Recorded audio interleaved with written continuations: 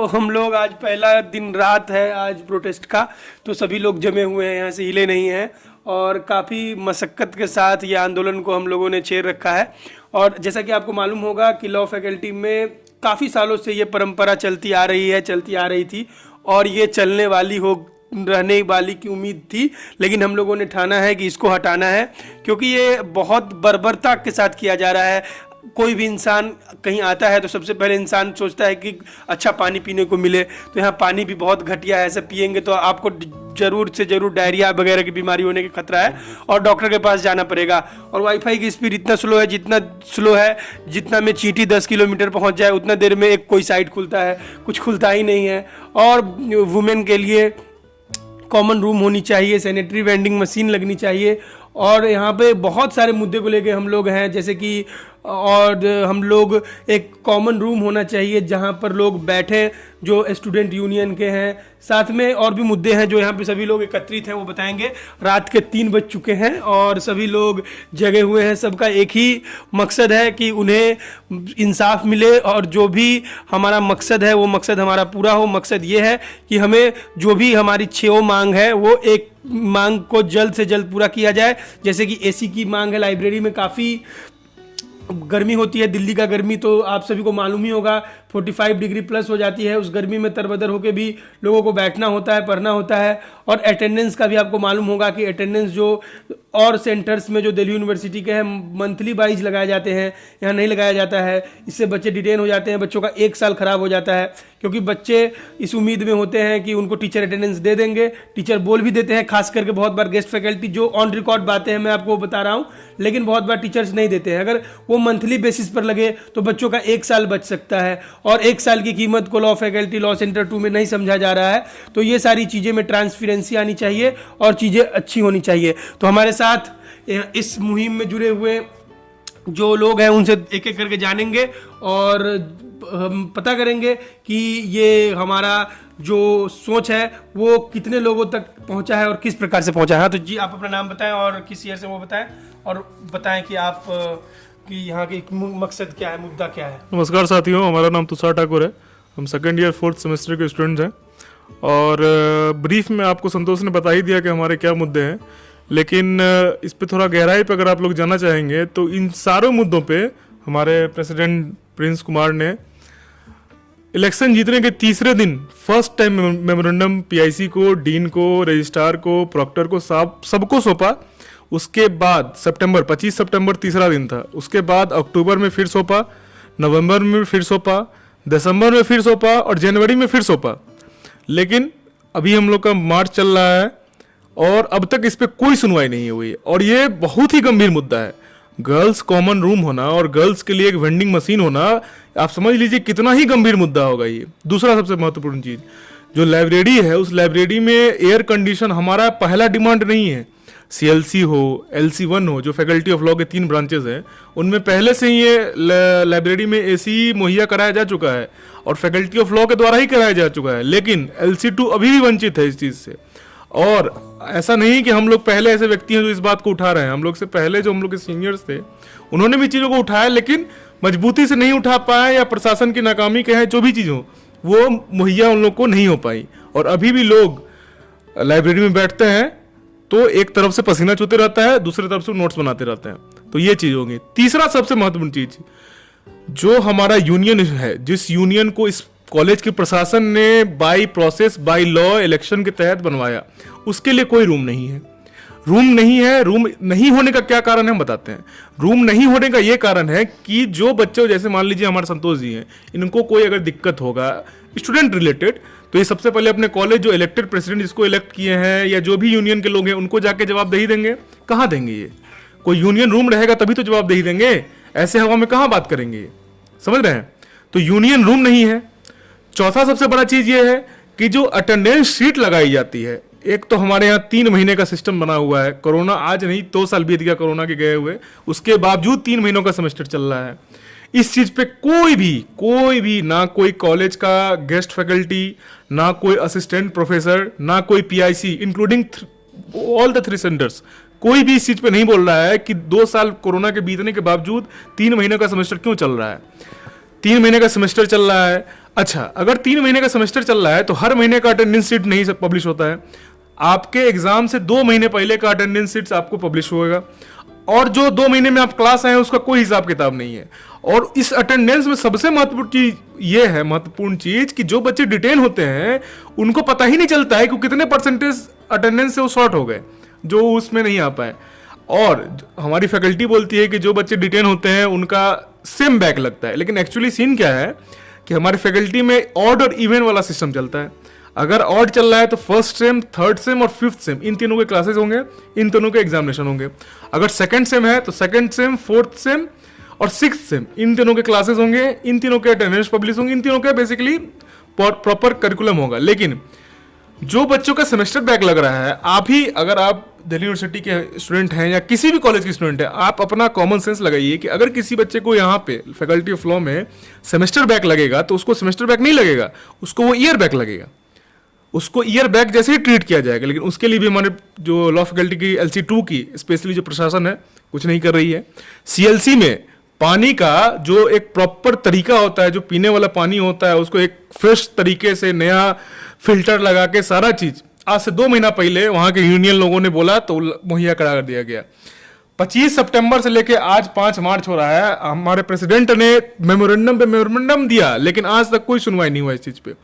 इस चीज पे क्यों प्रशासन चुप है? ये ऐसे वैसे मुद्दे नहीं है जिनको आप हवा में उड़ा दें। इस सब चीज के लिए प्रशासन को पैसा मुहैया किया जाता है, ये उनकी जवाबदेही है, लेकिन वो चुप है। क्यों चुप है ये तो प्रभु श्री राम ही जाने क्यों चुप है, और क्यों हमारे कॉलेज के लोग उन पे दबाव नहीं बना रहे हैं। आज यहाँ पे 6 लड़के बैठे हुए हैं, रात के 3 बज रहे हैं, ये 6 लड़के ही हैं। और शर्म की बात यह है कि लॉ फैकल्टी सिर्फ हमारा ही 6 बच्चों का नहीं है, इसमें फर्स्ट ईयर के बच्चे हैं, इसमें सेकंड ईयर के बच्चे हैं, इसमें थर्ड ईयर के बच्चे। कोई नहीं आया है। आएंगे लोग, हमें पूरा उम्मीद है कि लोग आएंगे, लेकिन हम ये कह रहे हैं कि जब तक आप साथ में एक तरीका से मजबूती से नहीं आइएगा तो लॉ फैकल्टी झुकने वालों में से नहीं है। इस चीज को आप समझिए। पिछले प्रोटेस्ट से आप समझिए, पिछले प्रोटेस्ट में जो हम लोगों ने डेट शीट बढ़ाया था उसके लिए क्या हुआ था। प्रेसिडेंट उस समय प्रेसिडेंट भी नहीं बने थे। 1 हफ्ता इन्होंने प्रोटेस्ट में बैठा था, 2 दिन हॉस्पिटल में हिंदू राव में एडमिट होकर आए थे। सब चीजों आप लोगों को पता है, सब चीजें सबके समक्ष है। तो ये सारी बिंदुएं हैं, इन चीजों पे चर्चा करना जरूरी है। और इस वीडियो के माध्यम से आप लोग को इसलिए बता रहे हैं कि हो सकता है कल की डेट में आप 100 बच्चे आए, लेकिन 100 बच्चे अगर आ रहे हैं तो 300 बच्चे तो नहीं भी आ रहे हैं। उनको कैसे पता चलेगा कि किन बंधुओं पे ये 6 लोग यहाँ बैठे हुए हैं 3 बजे रात में। इसीलिए ये वीडियो बनाया जा रहा है। बाकी जो भी चीज बच गया है, जो भी चीज छूट गया है, हमारे आदरणीय अध्यक्ष जी उस चीज पे रोशनी डालेंगे। अध्यक्ष। हाँ, तो आपका मुहिम जो था वो काफ़ी दिनों से चल रहा था, आपने बहुत बार एप्लीकेशन वगैरह दिया जहाँ तक पता चला, और आपने प्रॉक्टर तक बात हुआ, वाइस चांसलर तक बात हुआ, बस दिया गया तो तारीख पर तारीख, आश्वासन पर आश्वासन। तो ये आश्वासन कब तक पूरा करेंगे? बस ये लोग करते जा रहे हैं। तो आपको ये ऑप्शन नज़र आया, तो आपने यही ऑप्शन क्यों चुना, और क्या लगता है इस ऑप्शन से जल्द ही हम लोग अपनी जो भी मांगे हैं वो पूरी कर पाएंगे? बताइए। देखिए, पहली चीज तो कि जो आपने एक लाइन बोली तारीख पे तारीख, ये एक फिल्म में था जो कि एक कोर्ट का दृश्य होता है, उसमें तारीख पे तारीख वाली बात होती है।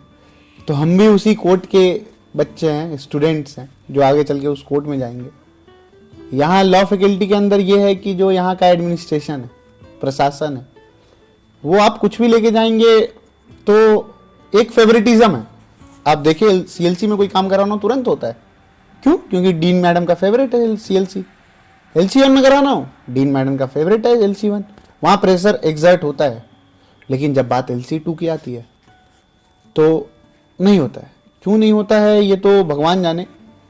लेकिन जो मेरे मेमोरेंडम थे, जिन मुद्दों पे मैं चुनाव लड़ा था, जिन मुद्दों की वजह से आज मैं अध्यक्ष बना हूँ, मैं उन मुद्दों को अपने हाथ से ऐसे नहीं जाने दूंगा।